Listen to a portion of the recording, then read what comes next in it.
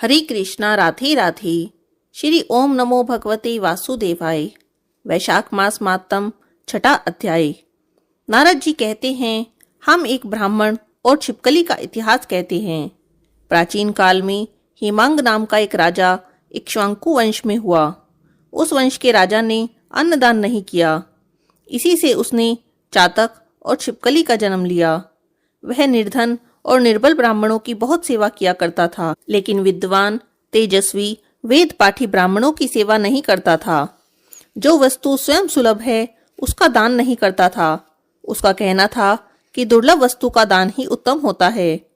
वह ब्राह्मणों का बड़ा भक्त, किसी की निंदा न करने वाला, शत्रुओं पर विजय पाने वाला तथा जितेंद्रिय था। उसने इतने यज्ञ किए थे कि कुशाओं से पृथ्वी पर कुशा ही कुशा दिखाई देने लगी थी। उसने गोभूमि तथा स्वर्ण का दान देकर अनेक ब्राह्मणों को प्रसन्न किया। कोई ऐसा दान नहीं जो उसने ना किया हो। पर उसने कभी भी वैशाख मास में जल दान नहीं किया। वह कहता था कि अलभ्य वस्तु का दान करने का फल होता है, जल तो सहज में ही लभ्य है। अतः वह राजा लूले, लंगड़े, अंधे और जीविकाहीन ब्राह्मणों की सेवा किया करता था, किंतु वेद पाठी, तत्वज्ञानी और ब्रह्मवादियों की पूजा नहीं करता था। वह कहता था कि विख्यात ब्राह्मण की सेवा तो सब करते हैं, अनाथ, अनपढ़, लूले, लंगड़े और दरिद्रियों की दुर्गति है, यही दया के पात्र हैं। इस दोष के कारण 3 जन्म तक उसको चातक की योनि मिली, फिर 1 जन्म गिद्ध का बना, फिर 7 जन्म तक कुत्ते की योनि मिली, फिर एक राजा के महल में छिपकली की योनि में उत्पन्न हुआ। इस प्रकार उस राजा को मिथिलापुरी के राजा श्रुतकीर्ति के घर में छिपकली बनकर द्वार की चौखटों पर कीड़ों का भक्षण करते हुए 87 वर्ष बीत गए। एक समय श्रुतिदेव ऋषि भूखे प्यासे दोपहर के समय मार्ग में थके हुए मिथिलापति के घर आए। ऋषि को देखकर राजा ने खड़े होकर उनका बड़ा ही आदर सत्कार किया। मधुपर्क आदि करके उनका पूजन किया। उनके चरणों को धोकर अपने माथे पर उस जल को छिड़का। दैव योग से उस जल की एक बूंद छिपकली पर भी गिर गई। जल की बूंद पड़ते ही उसको अनेक योनियों के जन्म का ज्ञान हो गया। वह हाय हाय करके कहने लगा, हे ब्राह्मण देवता, मेरी रक्षा करो, मेरी रक्षा करो।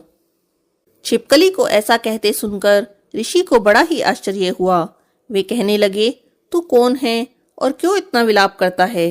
तू अपना सब वृतांत मुझसे कह, मैं अभी तेरा उद्धार करूंगा।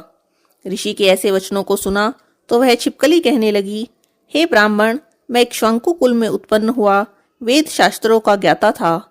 मैंने अनेकों गोदान, यज्ञदान, बहुत से कुएं, तालाब और बावड़ी बनवाई, अनेकों दान दिए और धर्मपूर्वक राज्य भी किया, तो भी मुझे स्वर्ग ना मिला। 3 जन्मों तक चातक, 1 जन्म कुत्ते की योनि में रहा, अब छिपकली की योनि में हूँ। यह राजा आपका चरणोदक छिड़क रहा था, उसकी एक बूंद मुझ पर गिर गई, जिससे कि मुझे पूर्वजनों का वृत्तांत स्मरण हो आया है और मेरे अनेकों पाप नष्ट हो गए हैं। मुझे 28 जन्म तक छिपकली की योनि भुगतनी पड़ेगी, सो मैं अब इन जन्मों से डरता हूँ। अब आप कृपा करके कहिए कि मेरी यह दशा कैसे हुई।